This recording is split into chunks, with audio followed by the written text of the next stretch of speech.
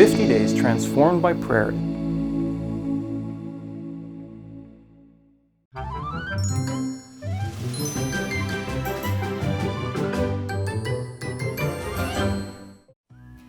You know, Mabel was just a little girl, and she had walked into the kitchen and Mommy was just preparing the most beautiful cake and putting on all this chocolate frosting.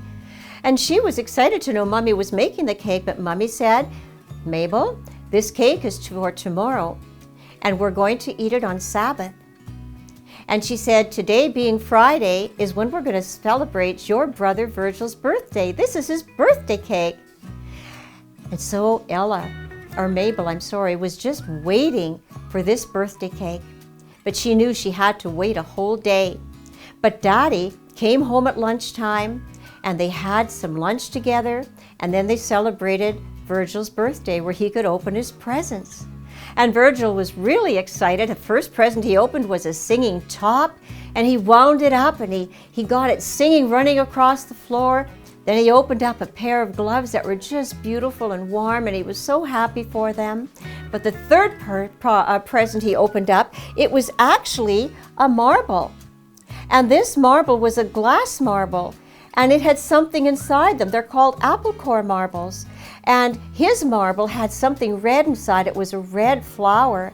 And it was big. It wasn't small like this one. It was a large marble. It was a special marble. Virgil was collecting marbles. His daddy had taught him to play marbles, and now he was a collector of them. Oh, he was so excited. And so Mommy said, "Virgil, why don't you let Mabel hold your little marble and take a look at it in her hand?" He said, "Sure, I'll do that." So he put it in Mabel's hand, and Mabel turned it around in her hand, and she looked at it, how pretty it was, and oh, she loved this marble. And Virgil said, "May I have my marble back now?" She says, "I like this marble." Virgil said, "But that's my marble. Please give me my marble back." "No," she said, "I'm not going to give you your marble back. I like this marble." Well, Daddy did not like that, and he said, "If you don't give Virgil's marble back, you're going to have to sit in your little red chair across the room, and you can't come out of it until you give back the marble to Virgil." Well, she sat in her little red chair, and she did not give that marble back.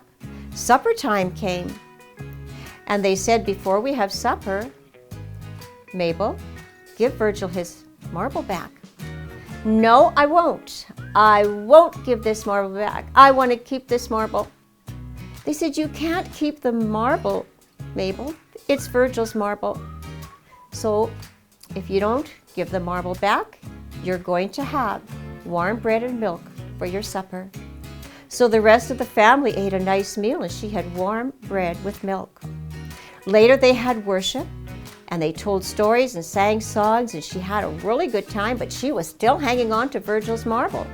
It was time to go to bed, and Mommy tucked her into bed. And tomorrow was Sabbath, and it was going to be Sabbath school. And oh, she loved Sabbath school. She could hardly wait. And when she woke up, Mommy said, "Let's get dressed, and let's go and have some breakfast and go to Sabbath school." Now, Mommy knew where Mabel had put this marble. And Mommy was determined that Mabel was going to return this marble to Virgil herself. So before they sat down to eat, Mommy said, "Mabel, take this marble, and you go and give it to Virgil." Well, she was excited about going to Sabbath school. So she started to run towards Virgil, but then she started to feel this marble in her hand, and she remembered how pretty it looked, and she looked at it. No, I'm not. I will keep it. I'm not going to give this marble to Virgil." "Okay," said Mommy. "We will stay home from Sabbath school, and Virgil and Daddy will go to Sabbath school. And for breakfast, you will get warm bread and milk." "Oh," she said, "warm bread and milk again." And she put her in her little chair, and there she sat. Mommy had Sabbath school with her at home, telling stories and singing songs. And then she prayed with Mabel, asking God to help Mabel be an obedient little girl. Well, Daddy and Virgil came home, and it was time for dinner. And oh, Mabel was excited. Oh, she had all the favorite foods on the table, and this great big cake was sitting there. Mummy said, Mabel, go take the marble to Virgil. She looked at this marble. She says, no, I'm not taking that marble back to Virgil. I want to keep this marble. So Mummy said, all right. And she got some warm milk and bread, and she took it to Mabel. Mabel looked at that warm bread and milk, and she said, not again. I hate it. I hate it. I don't want this. And then she looked at that beautiful cake on the table, and she couldn't stand it any longer. She got up and she ran to Virgil, and she said, Virgil, here's your marble. And she gave it to Virgil. And she went back to the table feeling happy. Virgil was happy. Mabel got to eat a big piece of cake, and the cat got to eat her warm bread and milk. But you know what? Years later, Mabel said to Daddy, Daddy, why? No, I was stubborn. I was really stubborn.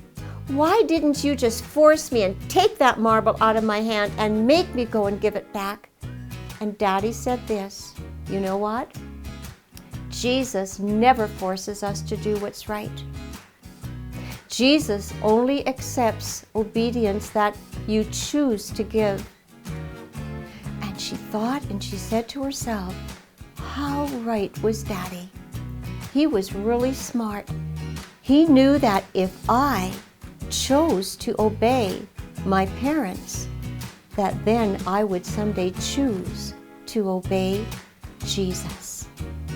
Boys and girls, always remember, when you obey Mommy and Daddy, you're actually obeying Jesus. Choose to obey.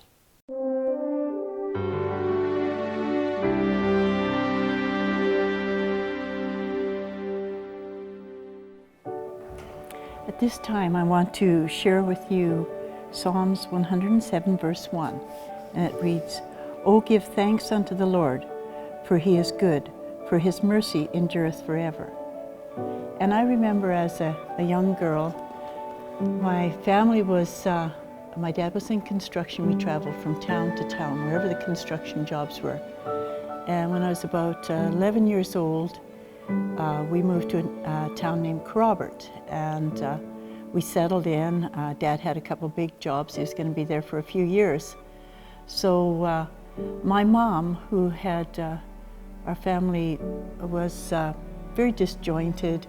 We didn't have a lot of structure in our family, and my dad was a heavy drinker and a heavy smoker.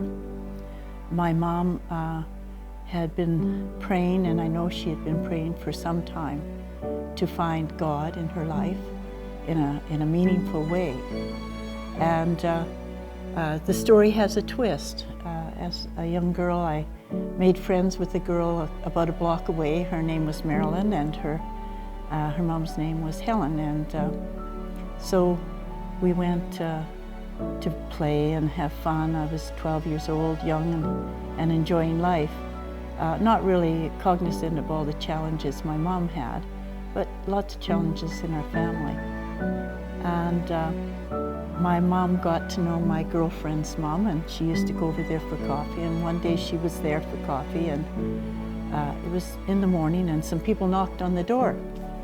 And Helen, my girlfriend's mom, got up and answered the door. It was some Jehovah's Witnesses coming to visit and show their tracts and stuff. And Helen said to him, well, I'll take your tracts, but only if you promise to take this book and read it.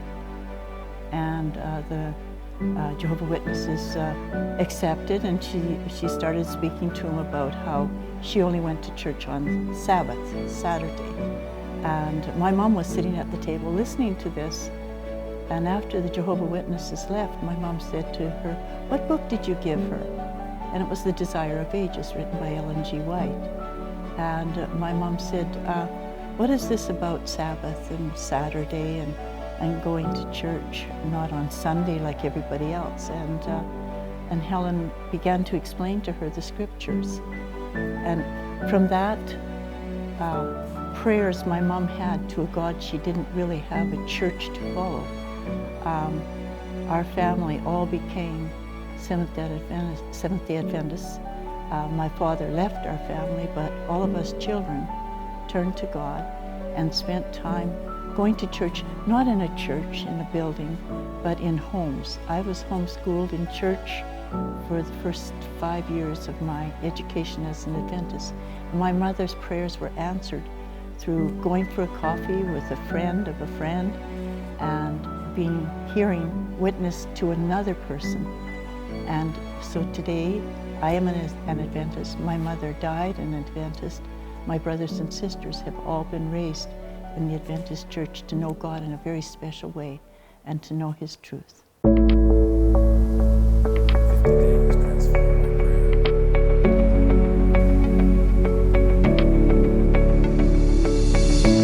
50 days transformed by prayer.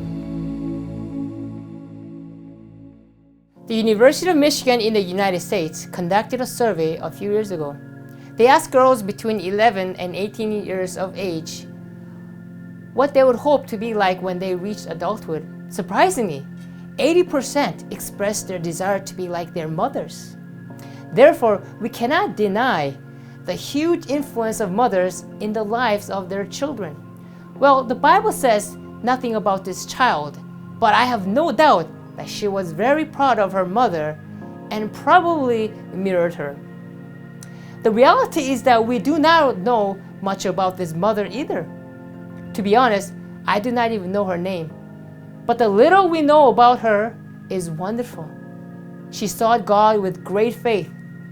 She was one of the few people who received the praise of Christ. O women, great is your faith. In this last lesson, reflecting about women in prayer, let us see what it really means to pray in faith. Let us meditate on some lessons. First lesson. Prayers of faith are often found in the least likely people. When you think of someone that prays with faith, you think of a pastor or religious leader. Well, that was not the case. And behold, a woman of Canaan came from that region. Matthew chapter 15, verse 22.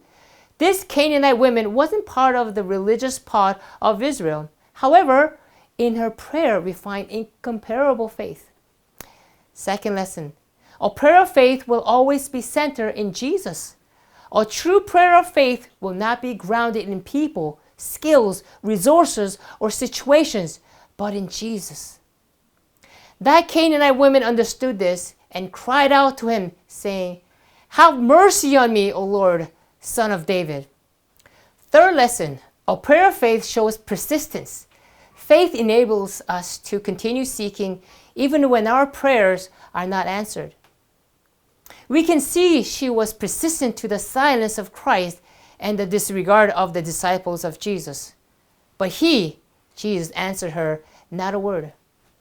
And his disciples came and urged him, saying, "Send her away, for she cries after us." Matthew chapter 15, verse 23. Fourth lesson, the prayer of faith is characterized by worship and praise. Even when things do not go as we would like, regardless of the circumstances, a person of faith presents, through prayer, praises to God for what He is. And that's exactly what the Canaanite woman did. Then she came and worshipped Him, saying, "Lord, help me." Fifth lesson, the prayer of faith is humble. Humble to acknowledge our frailty. We are not worth of anything, but based on the grace and mercy of God, we seek God's blessings. But he answered and said, "It is not good to take the children's bread and throw it to the little dogs." And she said, "Yes, Lord. Yet even the little dogs eat the crumbs which fall from the master's table." Matthew chapter 15, verse 26 and 27. Sixth and final lesson, the prayer of faith will always seek the greatest of all blessings, salvation and deliverance. The prayer of faith will not beg for vain things, but for what only God can do for us. And it was for this reason that this Canaanite woman received what she sought. Then Jesus answered and said to her, "O woman, great is your faith. Let it be to you as you desire." And her daughter was healed from that very hour. Matthew chapter 15, verse 28. Are you a person of prayer with faith? What do you need to learn from this Canaanite woman? At this moment, Ask for faith, faith from above, so you can receive the blessings reserved for you and your family through it. While praying for faith, remember that prayer is the key in the hand of faith to unlock heaven's storehouse, where are the treasures and the boundless resources of omnipotence.